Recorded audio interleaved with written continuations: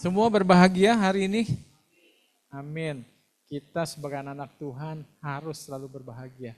Ingat yang pernah saya khotbahkan dulu, kalau ada jam tangan waterproof, kalau ada lemari besi fireproof, kita anak-anak Tuhan apa? Stress proof. Amin. Ya, walaupun kita di dalam berbagai pergumulan, tetapi hati somehow selalu bisa mengucap syukur dan bersuka cita. Sahabat, ini kita topiknya mengenai building up family, building up ya. Dan topik sahabat ini saya mau bicara mengenai building up family, tapi saya ralat judulnya adalah building up to rebuild a Christian family. Jadi maksudnya adalah kita mau membangun rumah tangga dengan satu tujuan, bukan hanya mau hidup bahagia, tetapi untuk bisa membangun rumah tangga lainnya. Saya terus terang bersyukur Tuhan karuniai 4 orang anak. Dan kelihatannya semua aman. Anak pertama Mandy sudah berumah tangga, sudah bercucu ya, punya anak. Lalu juga Brian, Brandon tinggal tunggu tanggal waktunya. Ya dah? Dan Baron tahun depan akan membangun juga sebuah family. Karena saudara, ini yang kita mau sama-sama sadari. Bahwa tanggung jawab kita orang tua. Ya, bagi mungkin Pak Agung yang anaknya masih single. Bagi kita-kita yang masih punya anak masih single. Ingat, tanggung jawab yang Tuhan berikan kepada saya dan saudara adalah memastikan anak-anak kita bisa membangun apa? Rumah tangga. Yang bahkan lebih baik, lebih sempurna, lebih berkenan, lebih memuliakan Tuhan. Ini yang saya mau tekankan sahabat ini untuk kita sama-sama sadari. Sedikit saya kasih gambaran supaya kita lebih mengerti betapa pentingnya keluarga rumah tangga ini bagi pelayanan Tuhan, terutama di akhir zaman. Sudah lama zaman modern ini, zaman teknologi, banyak sekali berdiri perusahaan-perusahaan, betul? Yang namanya startup. Gitu? Sudah ada yang gede-gede, Google startup, gitu? Semua dari perusahaan yang kecil-kecil tapi berkembang besar. Dan saudara tahu bahwa para startup ini haus akan uang. Karena memang membangun usaha itu, uang adalah merupakan darahnya. Seperti kita tubuh hidup tanpa ada darah, kita akan mati. Jadi semua sangat concern, prihatin, mencari dana. Tapi satu rahasia yang saya kasih tahu, bahwa mungkin banyak yang tidak mengetahui, bagaimana kita bisa berhasil memperoleh dana dari para investor. Memang investor melihat, oh bagaimana produk, barang atau jasa yang akan dijual. Apakah itu memenuhi kebutuhan atau tidak. Tetapi di luar itu saudara tahu apa yang paling penting? Para investor melihat si pendiri. Si pendiri perusahaan itu. Jadi kalau ada investor mau invest ke Purwadika, dia bukan cuma lihat produknya Purwadika bagus ya, program pelatihan, tapi dia lihat kepada saya sebagai pendirinya. Saudara tahu? Karena produk itu bisa aja meleset. Zaman bisa berubah. Yang tadinya kita kira ini produk pasti laku, laris dijual, zaman berubah, tahu-tahu nggak laku.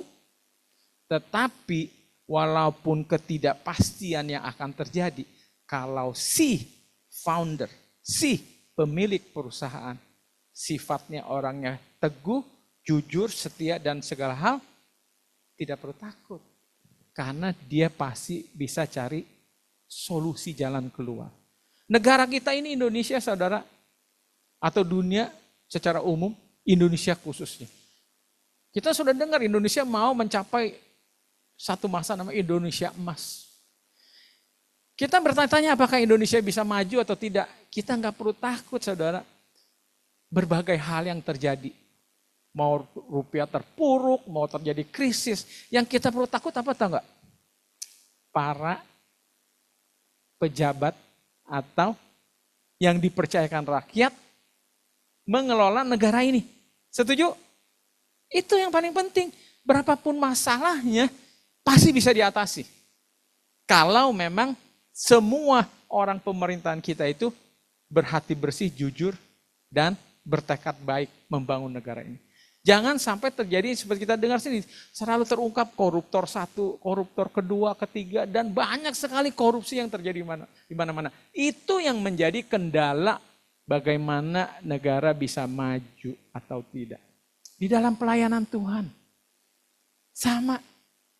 Kalau semua para pelayannya rusak, tidak benar, tidak berhati bersih, pelayanan Tuhan tidak akan maju. Amin, saudara. Rencana Tuhan akan gagal. Dan bagaimana merusak para individu itu? Sumbernya adalah rumah tangga. Jadi kalau ada istilah namanya inkubator, yaitu tempat laboratorium untuk menghasilkan sesuatu dari kecil bertumbuh menjadi besar.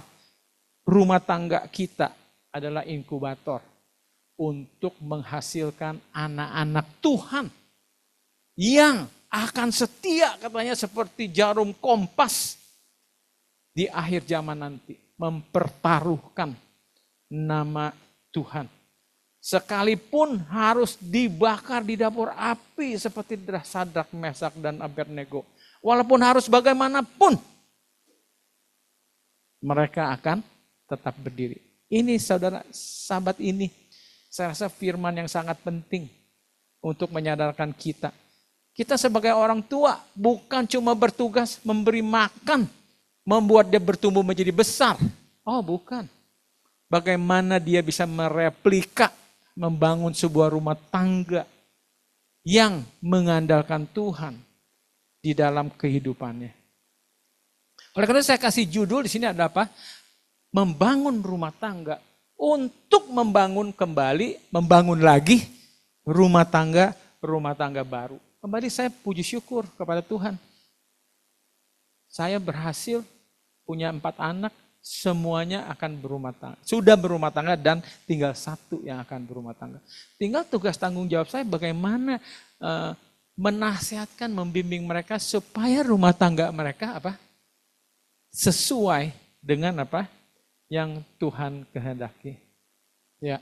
Jadi what is the purpose of marriage? We need to understand as parents as well as children. Jadi saya sudah apa? Sudah jelaskan tadi. Sebelumnya iman saya sejauh dari tulisan Roh Nubuat mengatakan apa tujuan berumah tangga adalah untuk bersama-sama menuju kerajaan surga. Itu betul, tapi agak egois. Betul gak? Berarti kita cuma pikir yang penting kita masuk surga.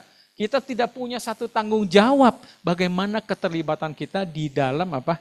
Pertempuran yang Tuhan lakukan bersama lawannya, si iblis. Ya kan?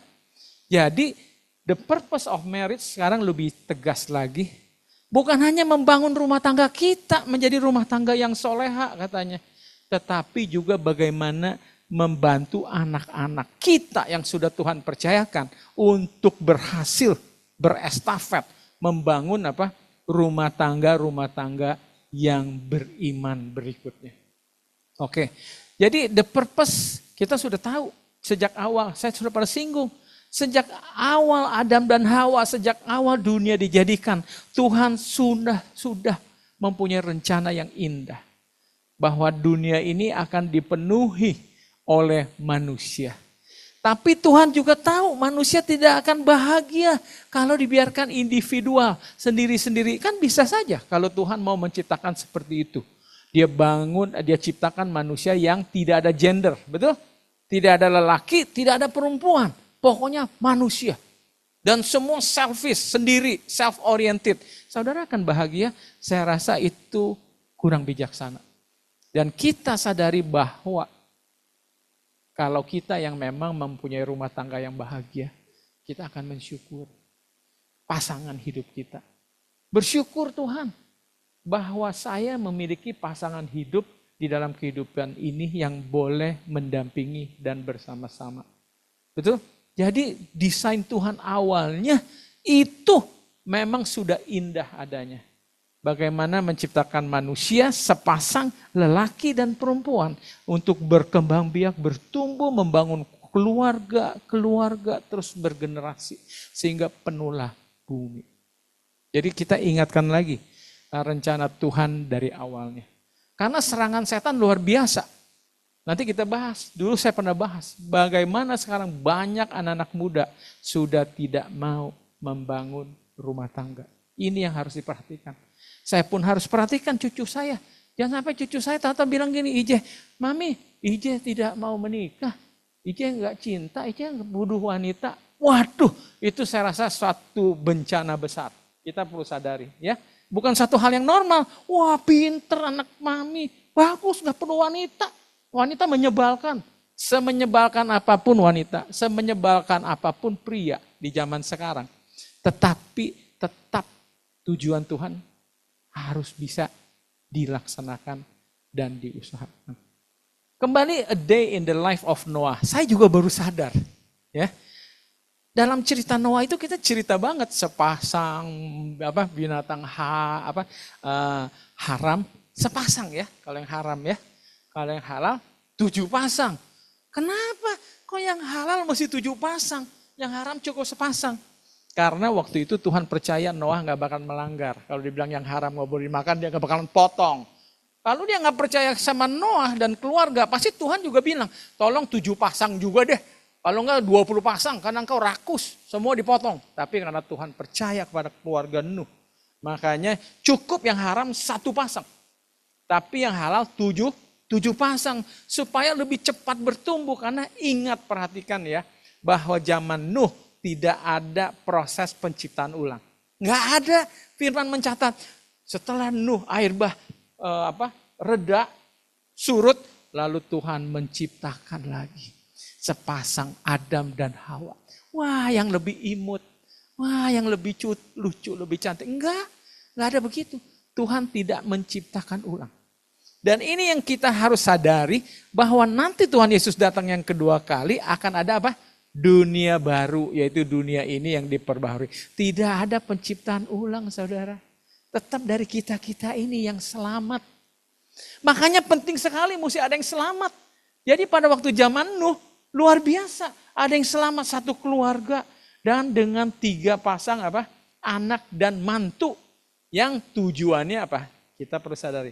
Melestarikan manusia. Jadi rupanya kita agak kebobolan nih pemikirannya. Kita pikir Tuhan yang penting adalah binatang-binatang makanan. Tapi manusia juga penting. Makanya dari Nuh punya anak dan mantu, berkembang biaklah kembali menjadi manusia zaman sekarang.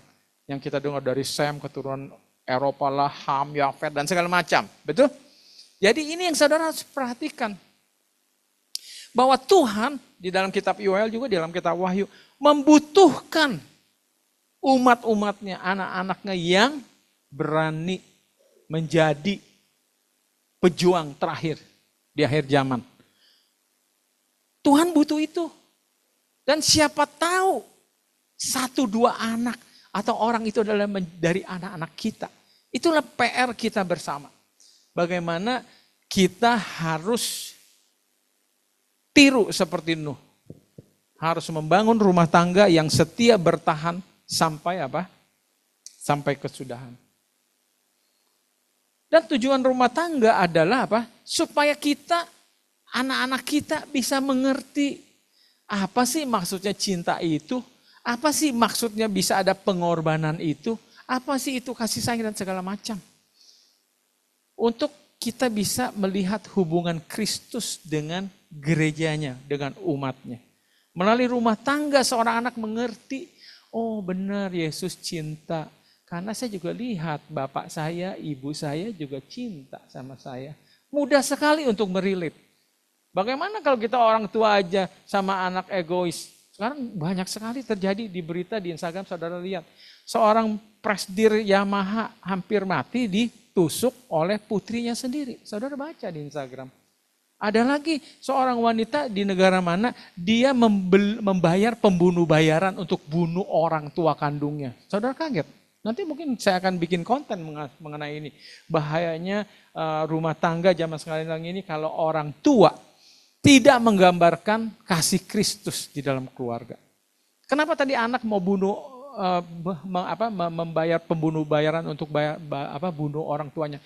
Karena orang tuanya terlalu mendikte. Semuanya harus apa kata papi, apa kata mami. Sampai dia mau kuliah aja jurusannya nggak boleh jurusan itu. Harusnya jurusan ini, semuanya disetir. Stres dia. Coba bayangkan, jangan kita menjadi orang tua yang tidak seperti Kristus memberikan hak pilih. Kebebasan kepada anak-anak kita. Sejauh itu apa? Masih baik. dan masih benar bagi Tuhan. Lalu tujuannya juga apa? Companionship dan mutual support. Saudara hidup dalam dunia ini, sebagai rumah tangga aja sudah punya problema, ditambah lagi kita dengan problema lain di luar, dari lingkungan, dari teman, dari tempat kita berada dan segala macam. Jadi tujuannya adalah apa? One of the key purpose of marriage is companionship. Ya, ini ada di kitab Pengkhotbah. The importance of having someone by your side in your life for mutual support and encouragement. Jadi penting saudara sadari bahwa anak-anak kita harus berumah tangga. Karena kasihan dia hidup sendiri. Apalagi bagi yang anak-anaknya tunggal, sudah biasa sendiri. Jangan sampai kebiasaan mandiri itu berujung menjadi satu petaka. Dia pun merasa tidak butuh siapa-siapa di dalam kehidupannya. Ya. Tapi Tuhan luar biasa, sudah merancang sebuah rumah tangga, sudah mengetahui dari jauh apa yang saya dan saudara butuhkan. Ya. Lalu apa? Procreation, ini yang tadi saya bilang. Tujuannya kita harus berkembang biak. Bagi yang belum mempunyai anak, saya tidak membahas kenapa sampai sekarang belum mempunyai anak. Tapi yang saya cuma satu pastikan, dari firman Tuhan, Yakobus 1 ayat 17, itu bukan rencana Tuhan. Itu bukan berasal daripada Tuhan. Saya bukan mau menghakimi, namanya dunia sudah banyak penyakit, bisa saja. Tahu-tahu kita beginilah, organ kita punya tubuh begini, akhirnya tidak bisa memiliki anak. Tapi bagi kita yang sudah memiliki anak, dikaruniakan anak, kita jangan lupa tujuan utamanya. Bukan anak itu ada ya, ini nyata ya. Saya tahu bahwa orang berprinsip banyak anak, banyak rezeki, banyak hoki. Kenapa? Karena dia hitung. Kalau anakku sudah dewasa, 5 anak, terus sudah pada kerja, suruh setoran, kayak per puluhan, ini per 30-an. Ya, 30% dari gaji setiap anak. Asik di hari tua, pensiun hari tua udah cukup. Kalau saya berpikir gitu, saya udah bilang istri saya, anak gak cukup 4 nih, 20 dah. Ya kan? Ya gak? Soalnya nanti kalau udah masa tua kita kan mau begini, mau begitu, gimana gak cukup budgetnya. Cilaka saudara. Ya, tapi tujuan Tuhan sebenarnya bukan itu. Tetapi seperti roket yang berestafet. Ya, sampai akhirnya mencapai tujuan ke bulan. Jadi sayangnya banyak sekali rumah tangga yang rusak. Perceraian di mana-mana. Ini udah satu fakta yang kita perlu apa? Sadari. Banyak sekali. Kenapa? Karena banyak orang sudah tidak percaya kepada pernikahan lagi. Karena mereka melihat realitas berbeda dengan apa yang mereka bayangkan. Nah ini saya sedikit singgung, sedikit ringan, tetapi bermakna bagi rumah tangga kita. Saya mau bandingkan masalah fantasy versus reality. Drakor, ya kan? Drama Korea. Siapa yang gak suka drama Korea? Ya, wah indah. Tapi kalau saya boleh nggak sombong, saya rasa rumah tangga saya hampir seperti drakor dalam arti kata yang positif. Yang positif. Kami mesra setiap hari, ya dah. Untung nggak sampai anak bilang, udah cukup. Ya gitu. Tapi memang terus terang saya berbahagia. Saya merasa nggak bosan, ya. Nah bahaya saudara kalau mulai merasa bosan di dalam pernikahan ini. Dan bukan itu tujuan Tuhan. Nah jadi ini fantasy versus reality. Jadi jangan kita, biasanya anak-anak kan gini, maunya enak-enaknya aja. Ya enggak? Semua bikinnya yang enak-enaknya aja. Bahaya kalau kita pikir yang enak-enaknya aja. Begitu ada sedikit kesulitan dia rapuh. Akhirnya bertengkarlah, akhirnya bubar. Ya pertama, banyak berpikir bahwa menikah itu happily ever after, ya kan?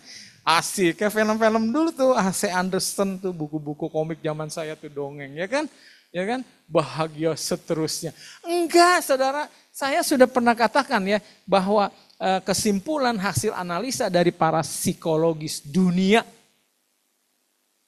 pada waktu Anda berumah tangga, problema hidup Anda bertambah minimal 4 kali lipat. Saudara renungkan aja, Ini yang banyak orang pasangan nggak tahu realitanya. Dia pikir menikah itu seperti pacaran. Hai sayang, aku kangen kamu. Gitu doang. Ya dah. Tapi kalau sudah menikah, saudara baru mau anak nangisnya, aduh ganggu aja. Banyak sekali gangguan. Ada problema finansial, problema banyak macam. Jadi ini yang perlu disadari dan diajarkan. Kita sadari dan juga diajarkan sama anak kita. Ya, bahwa rumah tangga itu tidak bisa happily ever after. Akan banyak hal-hal, challenges yang datang di dalam keluarga kita. Adalah masalah ini, masalah itu, ya dah. Nah, jadi akhirnya bagi yang tidak sadar dia kecewa. Kok dulu mungkin bilangnya kakanda gitu ya.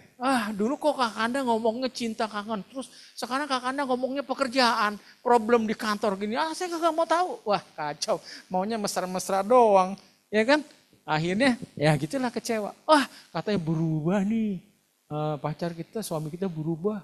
Kalau dulu kayaknya pikirin kita aja. Sekarang dia pikirin kerjaan juga. Iya memang kamu mau makan gak? Gitu kan. Perlu biaya sekolah gak buat anak-anak seperti itu. Lalu my spouse will complete me. Nah ini yang suka saling menuntut. Wah saya menikah dengan kamu, saya akan hidupnya semakin sempurna. Jadi kita menuntut, bukannya baliknya kita mau berkorban. Ya dah?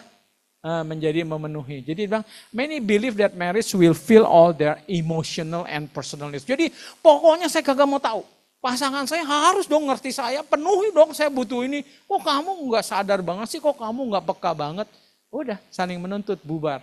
Ya, no one person can meet all your needs. Nggak ada yang sempurna. Paham ya? Nah itu realita yang kadang-kadang kita tidak mengerti.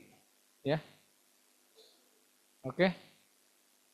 Jadi semua itu perlu ada usaha. Jadi semua itu melibatkan dua pihak. Jadi jangan cuma saling menuntut. Kamu dong. Kamu dong. Nggak bisa. Rumah tangga itu adalah suatu kerjasama. Agar kita bisa menciptakan hal-hal yang semakin sempurna. Romance will always be alive. Nah ini nih, yang biasanya nih, romance will always be alive. Gak bisa. Romance itu mau tidak mau pasti akan ada gangguan-gangguan berubah, berkurang karatnya. Coba nanti cobain Richard baru punya anak satu ya. Mungkin masih belum berubah kan, lama-lama anak 2, anak 3, udah banyak banget deh, pusing urusan begini. Akhirnya boro-boro ada mood mau ada romance, aduh ya ini aja pusing nih, pikirin besok mau bayar sewa, mau bayar ini, betul gak? Begitu banyak.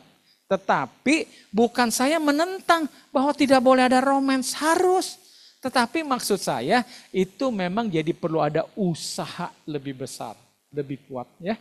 Jadi Ibu Ida sama Pak Agung harus tetap ada romance ya. Joel, tolong perhatikan. Jadi harus ada usaha. Ayo, gimana usahanya? Yuk punya we time lah, ya nggak? Pergi ke sini kayak kemana? Perlu diusahakan membangun romance karena memang itu sempat terganggu. Ya, jadi nggak bisa lagi. Kok dulu alive terus ya? Baru ketemu aja nih, belum deket, baru udah jauh udah terbakar itu api asmaranya, ya kan? Betul nggak? Gitu kan. Begitu pelukan, mendidih. Sekarang kok dingin. Ya kan. Dipeluk, udah, jangan peluk-peluk. Udah sibuk nih, mau masak nasi. Waduh, ya kan. Ini jemuran belum kering. Wah pokoknya banyak deh masalahnya deh. Akhirnya titik-titik momen kemesraan itu pudar. Dan akhirnya suami, jangan salahkan. Akhirnya katanya dia beralasan dia cari di luar. Ya kan. Nah itu nggak boleh, kita rumah tangga harus tetap mesra. Emang dosa ya? Kalau seperti pacaran terus? Enggak lah, harus begitu ya. Nggak usah jadi malu. Ya kan, entah takutnya anak bilang, papi, mami malu. Ya kan? Enggak malu-maluin. Emang harus begitu gitu ya. Harus tetap mesra. Oke. Lalu marriage will solve all problems. Nah ini banyak orang nih, baru-baru ada konten apa? Anaknya menikah, yang cowok. 6 bulan ketahuan sama istri. Istri masih suci, perawan katanya, belum pernah disentuh. Ternyata suaminya ini suka lelaki. Akhirnya cerai. Baru diketahui rupanya orang tuanya juga sudah tahu. Tapi kenapa orang tua pikir, Oh udahlah, nikahin aja lah. Nanti juga sembuh dengan sendirinya. Paham ya? Jadi jangan berpikir bahwa pernikahan itu apa? Solusi gitu ya. Solve semua problem. Jadi once married, many believe that personal problems such as loneliness, security, family issues, semua akan disappear. Enggak, karena memang problemnya bertambah. Jadi kita harus ada kerja keras, realitinya kita apa? In fact, it can sometimes highlight them personal growth and self-awareness and essential and problems that exist before marriage are likely to carry over unless they are addressed individually and together. Jadi problem itu terbawa. Belum lagi dikatakan manusia juga berubah. Nanti mungkin kita singgung ada yang lain. Lalu, oke. Marriage will be equal at all times. Jadi both partners will always share equal responsibility, decision, and contribution make. Jadi gitu. Jadi ekspektasinya kalau menikah tuh udah hitung-hitungan. Pokoknya Pi ya, kamu kerjain ini ya. Nah, terus mami ini nih ya. Atau papinya gue bilang gini, pokoknya papi ini aja ya, mami itu ya. Jadi betul-betul saklek. Jadi kalau sekali maminya lagi sibuk, anak nangis, ya, tapi katanya masakan juga lagi panasin udah ngebul gimana gitu. Papinya diam aja. Ya itu kan tugas mami, kita udah bagi tugas kan. Udah jelas itu urusan mami. Nggak bisa hidup rumah tangga gitu. Jadi kita nggak bisa selalu mau equal bagi apa-apa sama rata. Nggak apa-apa kalau ada satu yang lebih berkorban. Jadi jangan hitung-hitungan lah intinya di dalam rumah tangga. Dan inilah salah satu penyebabnya hitung-hitungan. Apalagi kalau udah soal uang nih. Ya kan? Kalau dua-duanya kerja. Jangan sampai ini uang papi itu uang mami. Oke, anak mau sekolah uang pangkal. Oke, nih mami udah keluarin ya 50%. Papi keluarin setengahnya. Nah, gitu kan? Bahaya juga seperti itu. Karena kalau namanya kita sudah berumah tangga, semua milik kita bersama. Termasuk utang tanggung jawab bersama. Ya kan? Jangan nanti maminya yang minta beli TV baru, utang kredit, terus kalau gitu mami bilang, papi yang tanggung jawab dong, papi yang utang. Iya mami yang minta beli TV. Ya. Oke. We'll always get along. Nah ini, nggak mungkin. Kita itu, kata saudara kembar aja masih bisa ada perbedaan. Belum lagi banyak sekali pengaruh. Suami baru pulang dari kantor, lagi ada kasus gini-gini, dia lebih sensitif. Tahu-tahu begini dipegang, tahu-tahu ribut. Gitu. Jadi pasti ada gesekan-gesekan. Karena kita juga masing-masing akan berubah.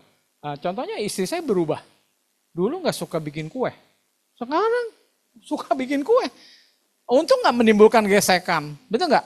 Coba kalau misalnya gini, Mi sini dong, papi udah kangen, mau cium, entar, kue belum matang, ngocok dulu. Bisa kesel saya, gara-gara ini hobi kue nih kan begitu kan, ya kan? Tapi ya memang kita mesti pinter-pinter handling konflik-konflik yang akan timbul bermacam ragam. Oke. Marriage means never being lonely. Nah ini mesti sama sadar-sadari ya. Jadi tetap kok kita udah berpasangan, tetap ada saatnya kita merasa butuh perhatian, kesepian dan segala. Itu yang kita mesti sama-sama sadari.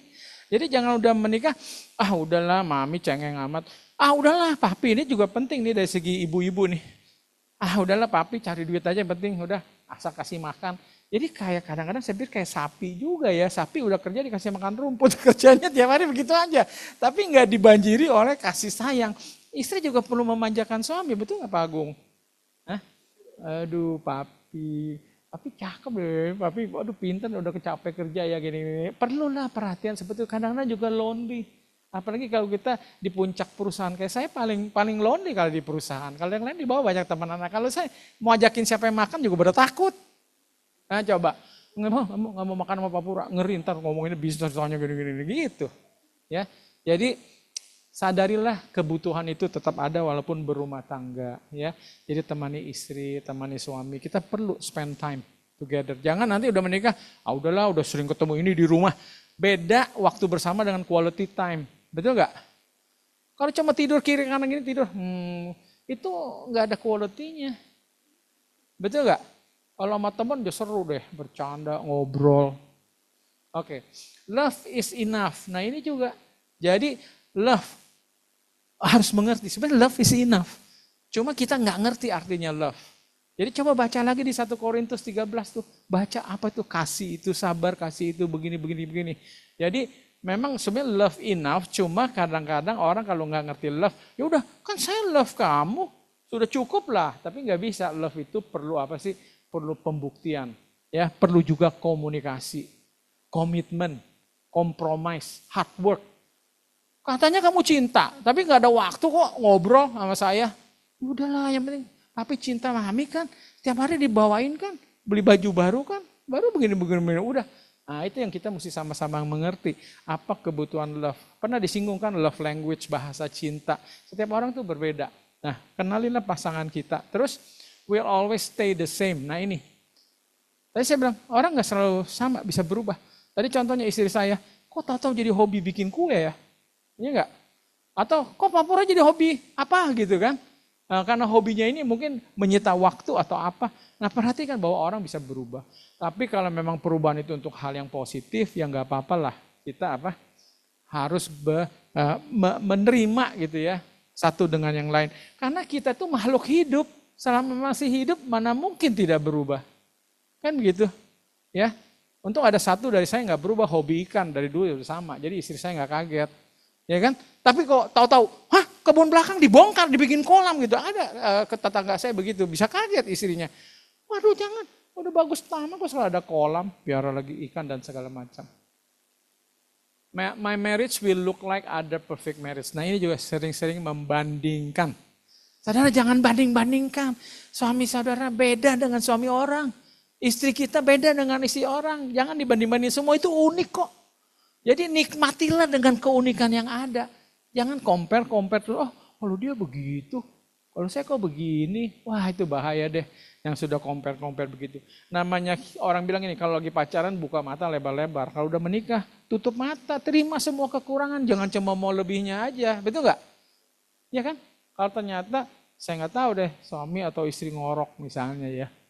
Ya udah. Bantu setel musik aja yang berirama sesuai ritme ngorok kan jadi kayak musik, betul nggak? Kan ada aja jalan keluar Nenat, ya toh? Jadi kita nggak bisa expect, wah suami sana nggak ngorok, suami saya kok ngorok, beginilah, ya toh? Jangan comparing, oke. Terus children will bring us closer. Nah ini nih yang paling penting. Saya sudah nasihkan Brandon, saya larang Brandon punya anak begitu menikah, itu saya yang larang. Kenapa? Tadi menikah itu problemnya tambah 4. Kata ahli psikologis, tambah 1 anak. Minimal tambah 4 kali lipat. Bayangin saya anaknya 4. 4 kali 4 kali 4 kali 4 kali 4. Berapa tuh problemanya? Nyata kita orang tua yang udah ngalamin, bener gak? Tambah anak tambah problema. Makanya saya bilang sama Brandon gitu, sama anak saya juga, nikmati dulu berdua. Belum nikmat hidup berdua ngalamin, belum strong bondingnya. Datang pihak ketiga, paham nggak? Itu nggak aneh kalau akhirnya, maaf ya, kalau namanya rumah tangga kan perlu ada hubungan fisik. Suami baru malam tahun baru mungkin menikmati 3 bulan, tau-tau udah hamil punya anak terus seru puasa. Hah? Saya ngomong realita, bahaya. Suami-suami banyak perselingkuhan terjadi pada waktu istri lagi mengandung. Nah makanya saya bilang, jangan buru-buru, jangan pikir, udah cepet-cepet punya anak supaya gak cerai. Jadi ada ikatan, banyak orang cerai-cerai aja anaknya udah 7. Paham ya? Jadi anak itu harus juga kita siap. Jangan cuma sekedar yang penting mau punya anak. Malu, apalagi comparing nih, malu dong. Tetangga kita itu menikahnya bareng kita, anaknya udah 2. Masa kita 1 aja belum? Ayo kejar target. Waduh, ya kan? Nah jadi jangan, memang harus bijaksana bahwa kita harus betul-betul siap. Karena itu ada problema.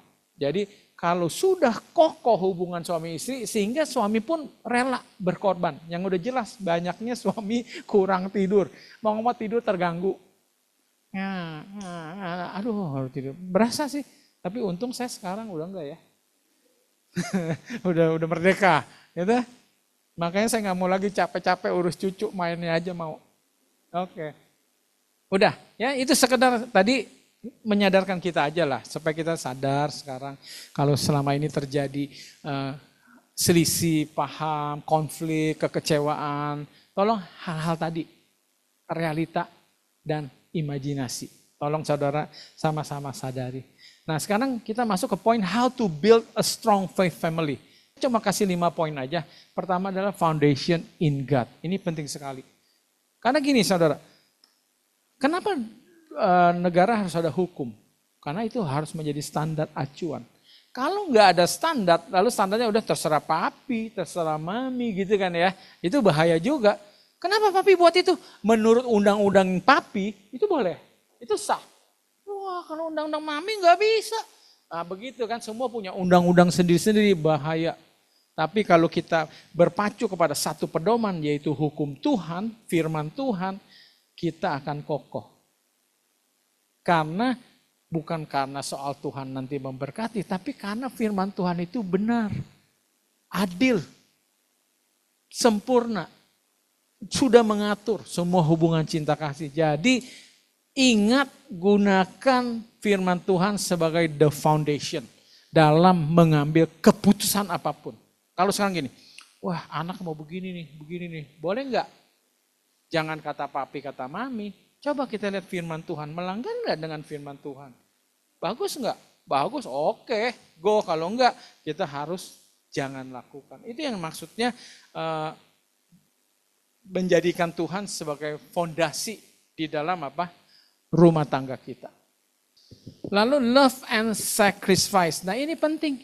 Baca lagi ulang-ulang 1 Korintus 13. Love itu bukan soal menuntut. Saya menerima ini, saya nanti dikasih ini. Bukan. Ya, kasih itu adalah memberi. Ada pengorbanan. Jadi penting kita sadari di rumah tangga itu maklum kalau berumah tangga itu ada pengorbanan. Jadi jangan mengeluh, suami mengeluh gini, aku mah capek begini-begini. Atau istri gini, aku mah begini-begini, enak dia gini-gini. Ya itu kan mengeluh. Tapi sebetulnya memang itu pengorbanan. Cinta itu pengorbanan. Tuhan Yesus di kayu salib dia berkorban. Saya apakah tidak mengalami pasang surut ekonomi? Tapi saya berkorban. Mendahulukan anak-anak. Walaupun kita di dalam keadaan bagaimana, anak-anak masih turun naik mobil, pakai supir. Coba, karena saya mengutamakan. Mungkin dulu saya nggak begitu banyak pakaian seperti sekarang. Kok katanya Pak Puro jaketnya baru terus setiap hari. Ya, toh. Ya mungkin karena sekarang udah nggak perlu berkorban untuk anak-anak. Tapi kalau dulu, mau nggak mau, coba istri saya. Kalau pergi shopping, perginya ke tempat anak-anak terus. Baju anak-anak sekarang enggak sih. Ya, shopping langsung lihat bajunya sendiri gitu kan. Nggak lihat baju saya juga, saya suruh lihat sendiri. Ya kan? Tapi maksudnya itulah yang namanya pengorbanan. Jadi jangan mengeluh. Memang sebagai bapak harus berkorban mendahulukan istri dan anak-anak kan seperti itu. Ya. Nah, kalau ada hal jiwa seperti ini, rumah tangga aman. Ya, nggak ada hitung-hitungan. Ya. Jangan ditiru. Kemarin mami tidur berapa jam? Papi cuma sekian jam. Kalau gitu sekarang gantian ya, mami begadang, papi yang tidur dulu. Wah itu kan namanya hitung-hitungan. Akhirnya ribut ya. Oke. Communication and understanding, ini saya ulangin lagi. Si Warren Buffett kalau ditanya, apa kunci sukses seseorang? Kalau menurut dia nomor 1, kemampuan berkomunikasi. Saya bilang benar juga. Semakin tinggi jabatan kita di sebuah perusahaan, kemampuan komunikasi semakin penting. Saya semakin di atas, saya harus handling, harus bicara sama direktur, sama manajer, sama karyawan, semua saya harus handle. Tapi kalau saya cuma kerja jadi seorang teknisi, saya nggak perlu bicara sama siapa-siapa. Asal bos bilang kerjain ini, oke bos, udah saya kerjain ya, panjang hari saya diem aja, nggak perlu komunikasi. Tapi kalau mau menjadi orang besar, komunikasi penting. Nah terutama juga di rumah tangga. Saya udah wanti-wanti, problem sebesar apapun, kalau solid hubungan komunikasi rumah tangga, aman. Kenapa? Kita bisa duduk bersama. Kita bisa omongin secara terbuka. Bukan ngomong di sini golok, di situ pedang. Iya kan? Nggak begitu juga. Tapi kita bisa curhat, masing-masing dengar. Oh, jadi kita tahu. Enak banget kalau segala sesuatu bisa ditanggung bersama. Nah makanya salah satu rahasia bagi anak muda yang lagi cari pasangan. Kalau pasangan aja nggak bisa berkomunikasi, setiap kali tersinggung udah. Kenapa sayang? Gitu terus kan? Aduh, udah mendingan kawin sama kuda.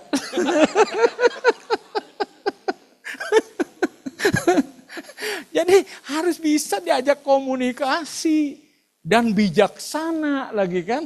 Wah, itu calon suami yang bagus deh. Kalau dia bisa handle secara dewasa, cara berpikirnya, problemanya, itu penting sekali komunikasi. Apalagi sebagai suami, dia pemimpin keluarga.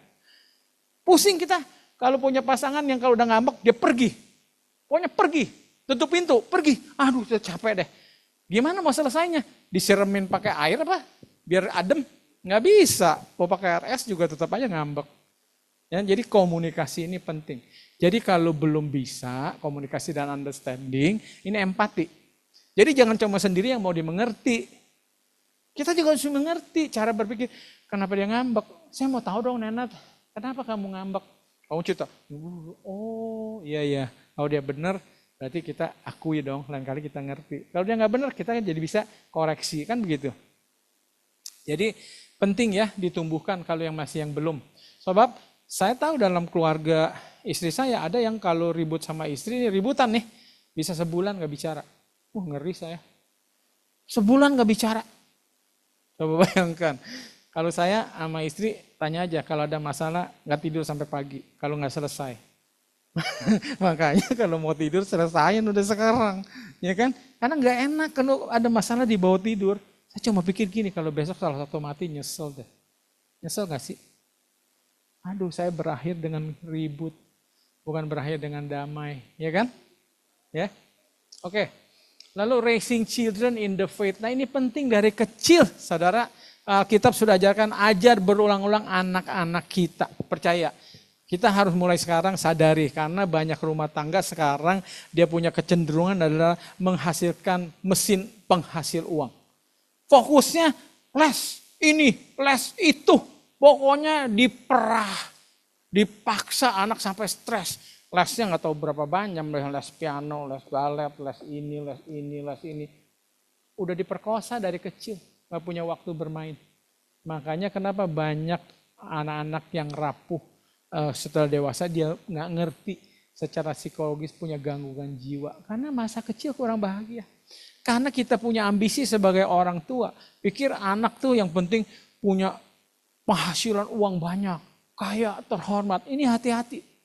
Kita sebagai anak-anak Tuhan, keluarga Tuhan mesti sadar. Bahwa yang penting adalah apa? Iman. Hidup benar di dalam Tuhan. Saudara percaya nggak? Percaya, saya percaya banget. Saya sudah buktikan. Mau banyak harta seperti apapun, saudara kira rumah tangga akan lebih bahagia, bergelimang harta. Kalau suami tidak setia, percuma. Nanti yang nikmati bukan Anda sebagai istri. Betul nggak sih? Lebih bagus suami cuma punya sebagian, tetapi semuanya 100% buat kita. Keluarga. Kan begitu kurang lebih. Jadi makanya raising the children in faith itu penting banget. Anak-anak kita tahu yang penting adalah apa yang benar dan tidak bagi Tuhan. Kalau enggak mereka akan salah arah. Dan akhirnya rumah tangga kita berantakan. Yang terakhir, perseverance. Jadi kita memang banyak masalah tetapi biarlah kita bertumbuh. Rumah tangga bertumbuh semakin strong. Sehingga akhirnya menghadapi berbagai masalah kita nggak rapuh, nggak goncang, kita nggak terpengaruh sehingga bahkan bisa jadi hancur. Nah itu penting, bangun ketahanan kita bersama. Ya, segala sesuatu kalau dihadapi bersama senang. Saya puji syukur punya istri seperti istri saya ini. Udah kenal belum? Kalau belum coba berdiri dulu. Jadi saya bukan nggak pernah mengalami krisis finansial. Tapi saya bersyukur istri saya masih stay di samping saya. Saya tahu banyak istri-istri ninggalin suami loh. Itu nyata. Gitu? Tapi istri saya bisa stay dan gak komplain. Jalanin aja. Kita terus terang. Mungkin kita berdua ya, bukan dibilang orang yang cuek. Tapi memang kita orangnya gampang senang. Ibaratnya gak pikir mesti mewah-mewah gimana. Selalu segala sesuatu dijalani dan tidak dikeluhkan. Nah itu saya bersyukur. Ya. Jadi istilahnya saya suka ulang-ulang. Istrinya Yip Man tuh di film, dia bilang gini, udah jangan khawatir, gak apa-apa. Yang penting ada kamu. Wah sedap, ya kan? Ya enggak?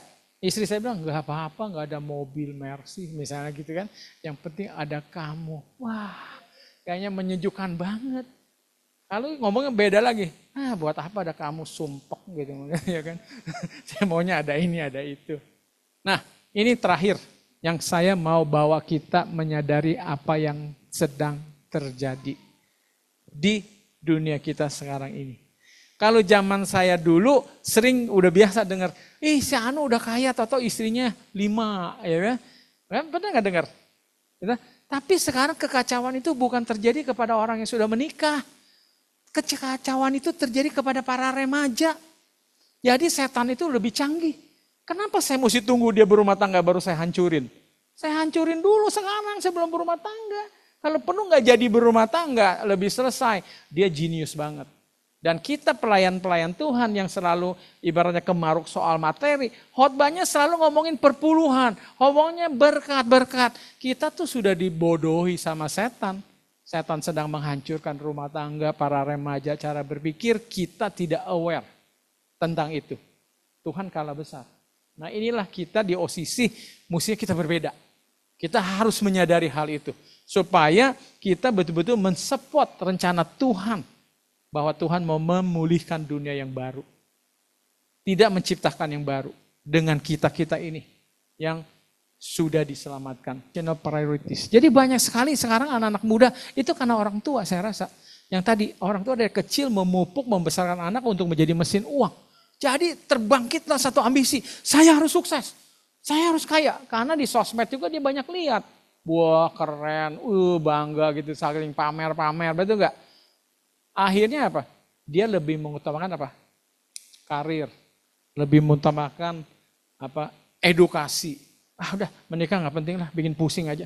Yang penting saya mencapai kesuksesan. Gitu ya. Financial concerns. Nah karena memang segala sesuatu semakin mahal. Dan setan berhasil dalam hal ini. Memupuk keegoisan. Karena orang egois pengen cepat kaya, serakah, betul nggak? Jadi semuanya dimahal-mahalin, semua jadi serba mahal, apapun mahal. Ya, nah karena tekanan itu, mau punya anak sekarang, emangnya mau dilahirkan di bawah pohon, kan gitu kan? Dicek-cek, biaya rumah sakit mahal, ini mahal. Makanya bagus juga BPJS sebagai program pemerintah menolong orang-orang yang kurang mampu. Tapi faktor ekonomi ini berapa sekarang sekolah. Sekolah yang dikira murah di Amerika itu ya kan. Kalau tahu sekarang ini banyak orang anak muda terlilit hutang. Terlilit hutang. Hutangnya karena biaya pendidikan. Coba bayangkan, mending kalau kita hutangnya karena judi. Hutang karena yang negatif, ini hutang karena untuk pendidikan. Jadi pendidikan itu semakin mahal. Apapun semakin mahal sekarang. Minum pun mahal. Kenapa? Karena air sekarang udah gak bisa lagi minum dari keran. Harus minum air mineral. Air mineral lebih mahal. Apalagi nanti oksigen. Saya gak ngerti deh. Kalau di rumah itu beli tabung oksigen. Kemana-mana pakai di mobil karena udara sudah kotor banget. Saya rasa itu bisa terjadi satu kali. Jadi hidup itu semakin sulit dan semakin berat.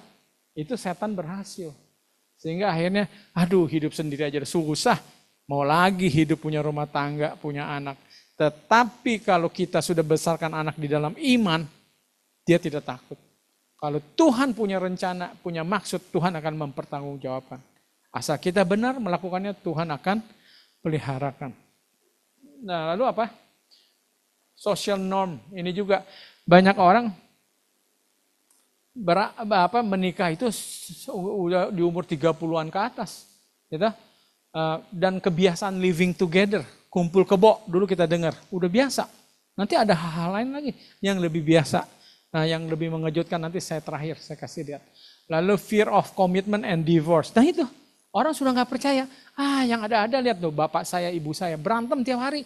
Pusing dah, gak usah menikah. Ujung-ujungnya apa? Divorce juga. Nggak setia juga, udahlah karena takut disakiti oleh pasangan, akhirnya lari ke sesama jenis. Itu salah satu bisa pelarian seperti itu. Temanku ini lebih setia daripada dengan yang lawan jenis. Lalu apa? Desire of personal freedom. Ini maunya sendiri aja, udah pokoknya aku sedih bebas, udah selfishness lebih tinggi. Semua nikmati sendiri, apa-apa sendiri. Lalu ini apa? Relationship. Nah ini yang banyak orang lagi memilih untuk tidak menikah. Di Korea sudah saya lihat di sosial media, pemerintah memberikan insentif, memberikan uang bagi anak muda yang mau berpacaran dan menikah. Di beberapa negara dulu sudah ada yang bagi yang punya anak disuplai biaya kelahirannya sampai kebutuhan popok susu sampai anak mungkin umur berapa 1 tahun atau apa. Udah sampai begitu. Karena memang semakin sulit kehidupan ini, semakin dipersulit sehingga tidak memungkinkan orang untuk berumah tangga apalagi mau memiliki anak. Jadi ini krisis dan saudara perhatikan ini krisis sedang melanda dunia. Di mana-mana negara sedang ketakutan untuk punah. Kenapa? Karena sudah tidak ada regenerasi. Di Switzerland, ini benar-benar di Switzerland ya. Beli tanah 1.000 perak per meter. Sekarang kalau bagi yang mau pindah ke Switzerland, beli tanah murah, 1.000 perak. Syaratnya dalam setahun harus dibangun rumah. Lalu Anda dikasih uang, kalau nggak salah jatuhnya 1 miliar rupiah 1 tahun. Karena di Switzerland itu ada satu tempat yang kosong, nggak ada penduduknya. Paham ya? Nah Indonesia masih bermegah diri nih, katanya wah penduduk sini banyak, kita sama suami istri anaknya 12, 13 gitu kan ya. Tapi saudara kalau kualitasnya buruk itu menjadi bumerang. Menjadi beban, yang ada nanti semua cuma demo menuntut kepada kita-kita yang kerjanya benar, mereka menuntut. Kan gitu kalau nggak benar. Banyak anak memangnya banyak rezeki. Kalau anak yang nggak benar bukan rezeki katanya. Tahu nggak bahasa Chinese? Keki. Orang bilang banyak kekinya bukan rezekinya. Bukan hokinya. Ya, itu ngeri itu ya LGBT mesti diperhatikan. Kecenderungan. Hati-hati awasi anak-anak kita. Jangan-jangan dia seperti itu misalnya. Lalu ini cultural and gender norms ya, changing gender roles. Nah ini nih ya penggantian peran gender ya. Jadi karena budaya bisa seorang wanita berperan sebagai lelaki kan begitu. Nah ini yang paling saya takut nih. Ini sekarang ada yang namanya bukan yang ini ya. Ini negative perception about marriage ya. Jadi some young people may have witnessed unhappy marriage. Karena bukti-bukti dari contoh rumah tangganya sendiri unhappy. Mereka memutuskan udah lebih baik saya nggak usah punya rumah tangga. Banyak dulu rumah tangga anak muda di Amerika tidak mau diberkati di gereja. Dan tidak mau ada ikatan. Karena gara-gara ada ikatan jadi ada perceraian, jadi pusing. Udahlah kita yang penting sama-sama happy kan, sama-sama senang. Nah seperti itu.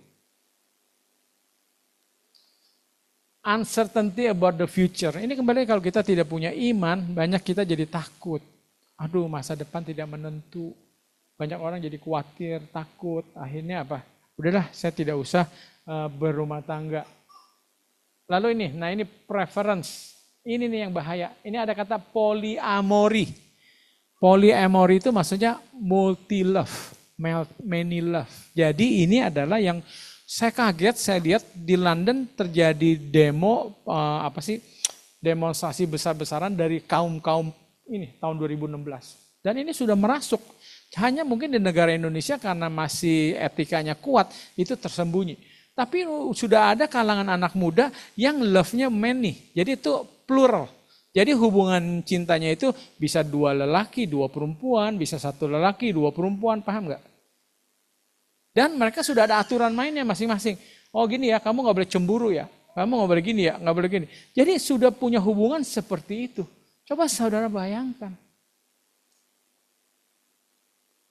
Gimana coba ceritanya? Kalau dulu saya bilang terjadi kepada orang-orang kaya yang suaminya sudah berjaya terus punya lagi istri. Betul nggak?